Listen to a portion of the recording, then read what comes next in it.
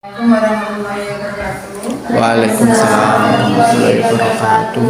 Alhamdulillahirrahmanirrahim. Pada siang hari ini kita masih bisa diberi kenikmatan kesehatan sehingga kita bisa melaksanakan pembebasan kurikulum merdeka yang akan dilaksanakan oleh Ibu Arum. Terima kasih Bapak Ibu atas waktunya. Di dalam pembahasan ini diharapkan Bapak Ibu guru nanti bisa semakin menguasai dan bisa menerapkan kurikulum merdeka dengan baik di SD kita sehingga kita bisa melaksanakan pembelajaran dengan baik, anak-anak bisa melaksanakan program-program yang kita laksanakan dan semuanya insya Allah akan membawa kebaikan pada pembelajaran di SD kita tercinta di MK Sanina. Assalamualaikum warahmatullahi wabarakatuh. Waalaikumsalam warahmatullahi wabarakatuh. Terima kasih Bapak Ibu Guru telah berkenan mengikuti kegiatan tindak lanjut pembebasan kurikulum merdeka tahap 2 ini. Baik Bapak Ibu, dalam penyusunan kurikulum itu ada 5 prinsip. Yang pertama esensial, kemudian ada berpusat pada peserta didik, melibatkan berbagai pemangku kepentingan, kontekstual dan akuntabel. Nah, nanti Bapak Ibu silahkan menulis di kertas post-it, lalu ditempel di daun masing-masing prinsip 5 prinsip ini. Silahkan ditulis bagaimana penerapan penyusunan kurikulum di satuan pendidikan kita ini sesuai dengan prinsip-prinsip yang sudah ada ini. Silakan Bapak Ibu.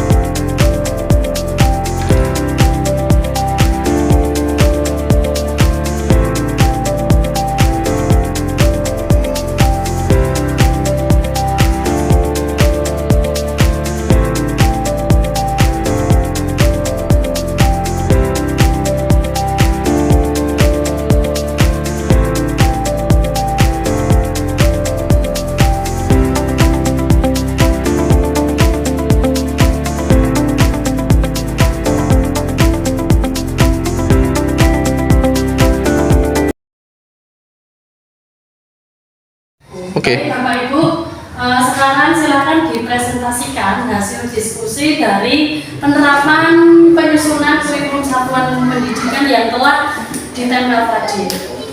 Mulai dari akuntabel, bisa silakan bubar. Oh, yang melibatkan pemangku kebijakan. Kepentingan, melibatkan pemangku kepentingan. Terima kasih. Assalamualaikum warahmatullahi wabarakatuh. Waalaikumsalam.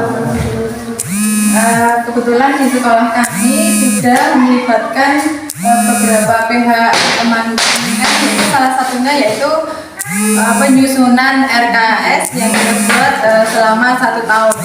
Di dalam pembuatan RKS tersebut tentu tidak bisa hanya kepala sekolah dan guru saja.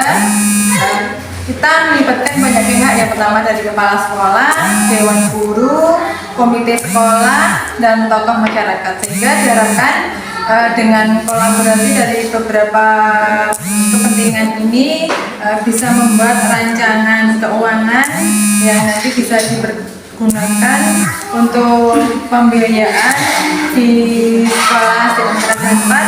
Tentu juga kita juga melihat pada rapor pendidikan, karena untuk penyusunan RKS tahun ini kita harus berdasar pada rapor pendidikan hasil dari AKM tahun tersebut.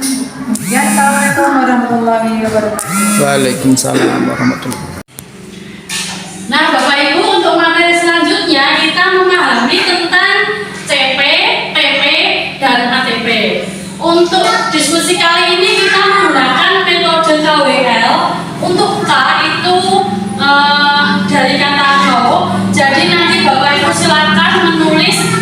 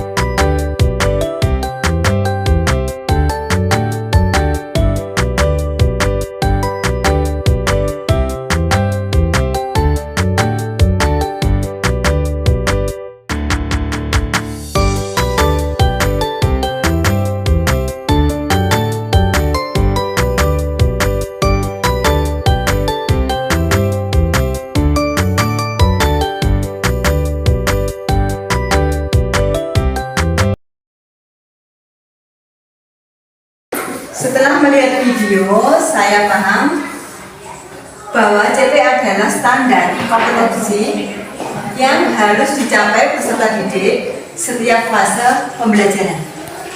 Ya, baik, terima kasih Bunda. Selanjutnya kelompok TP. Silakan dipresentasikan. Setelah melihat video, saya paham ada 3 cara merumuskan TP, yaitu yang pertama secara langsung berdasarkan CP.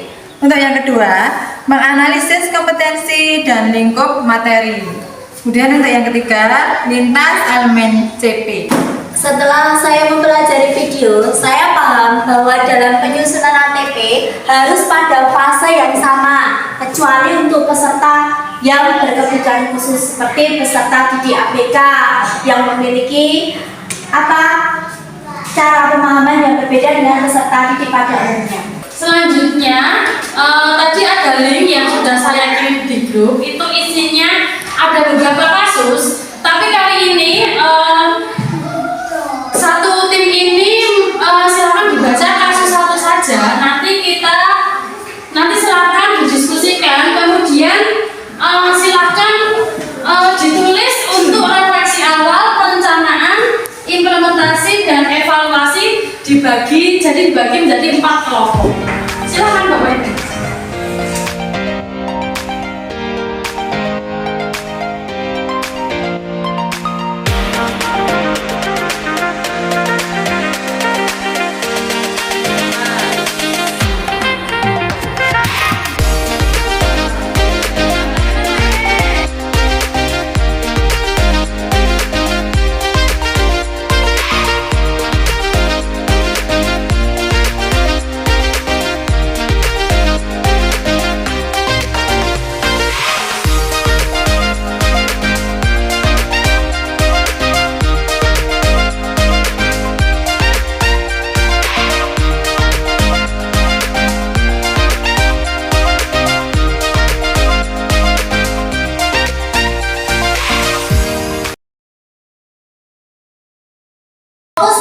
Fokus komunitas yang berpusat pada pembelajaran murid. Yang pertama, refleksi awal. Di sini tadi ada Bu Ani mengumpulkan data tentang kesulitan siswa melalui observasi langsung, yaitu saat siswa mengerjakan tugas awal atau soal. Yang kedua, wawancara, diskusi dengan siswa. Yang ketiga, evaluasi hasil pekerjaan siswa dengan cara tes atau latihan soal pecahan. Yang kedua, perencanaan, mengajukan pertanyaan efektif untuk mencari solusi, terus berkolaborasi dengan guru lain, mencari referensi metode pembelajaran. Yang selanjutnya, implementasinya, yaitu memodifikasi pendekatan pembelajaran, kemudian menggunakan teknik pembelajaran. Yang seterusnya, melakukan pembelajaran berbasis permainan. Yang keempat, evaluasi. Setelah kegiatan tersebut berlangsung, evaluasi dilaksanakan dengan cara melaksanakan tes kecil atau kuis setelah beberapa sesi pembelajaran untuk memastikan apakah siswa sudah mulai memahami konsep pecahan. Demikian yang dapat saya sampaikan tentang fokus komunitas yang berpusat pada pembelajaran murid yang telah dipelajari tadi melalui link. Terima kasih. Baik, terima kasih Bu Nurul. Tepuk tangan untuk semua. Selanjutnya kita akan berdiskusi tentang P5. Seperti yang sudah kita tahu, P5 adalah proyek penguatan profil pelajar Pancasila. Nah, pada materi P5 ini nanti kita kembali menggunakan metode KWL seperti tadi. Jadi nanti Bapak Ibu silakan menuliskan yang Bapak Ibu ketahui tentang P5 itu apa. Kemudian nanti silakan menonton video yang sudah saya share di WA grup sekolah. Selanjutnya nanti Bapak Ibu silakan menulis pada kolom W dan L.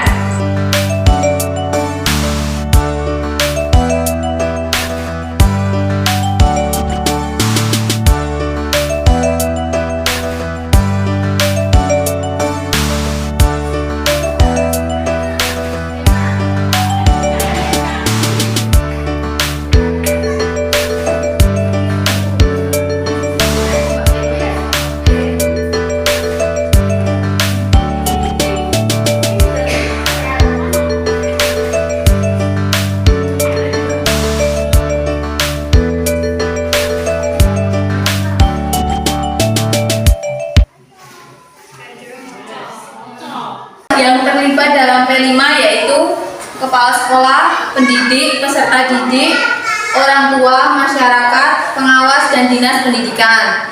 Kemudian tema P5 disesuaikan dengan kebutuhan peserta didik, karakteristik peserta didik, konteks sosial budaya, dan lingkungan. Terima kasih. Ya, terima kasih Bu Susi. Tepuk tangan untuk baiklah Bapak Ibu, selanjutnya kita akan berdiskusi tentang pembelajaran diferensiasi, yaitu ada diferensiasi proses, diferensiasi konten, dan diferensiasi produk. Nanti Bapak Ibu silakan berkelompok menjadi 3, ada kelompok konten, proses, dan produk. Metodenya sama seperti tadi, kita berdiskusi dengan menggunakan metode KWR. Setelah nanti Bapak Ibu menulis K atau 0, pengetahuan Bapak Ibu tentang apa itu diferensiasi konten, proses, produk, silakan Bapak Ibu melihat video yang sudah saya kirim lewat WA Group. Lalu setelah selesai melihat video, silakan menuliskan kolom W dan L. Silakan Bapak Ibu.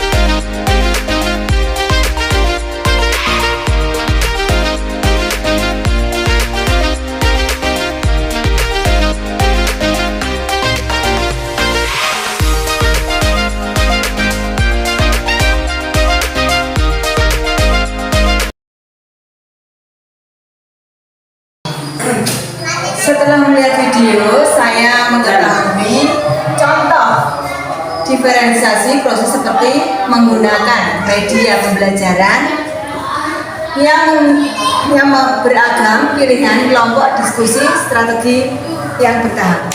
Contoh diferensiasi konten menyediakan bahan bacaan dengan tingkat kesulitan yang berbeda sehingga kita bisa dari rendah, sedang ke tinggi, bisa bertahap. Kemudian menyediakan gambar, video, grafik, atau multimedia untuk mendukung pemahaman. Jadi anak-anak nanti bisa memilih sesuai apa yang dia minati sehingga bisa menambah pemahaman siswa tentang materi pembelajaran. Setelah melihat video, saya paham bahwa diferensiasi produk adalah pendekatan dalam pembelajaran di mana guru memberikan kesempatan kepada peserta didik untuk menunjukkan pemahaman dan hasil belajar mereka dalam berbagai produk atau akhir yang berbeda. Demikian tadi diskusi yang telah kita laksanakan. Tindak lanjut pembahasan kurikulum merdeka tahap 2. Terima kasih atas kerjasamanya. Semoga dengan diseminasi ini sekolah kita tercinta ini menjadi lebih maju dan berkualitas dalam pembelajaran. Amin. Assalamualaikum warahmatullahi wabarakatuh. Waalaikumsalam warahmatullahi wabarakatuh. Belajar Pak? Bisa.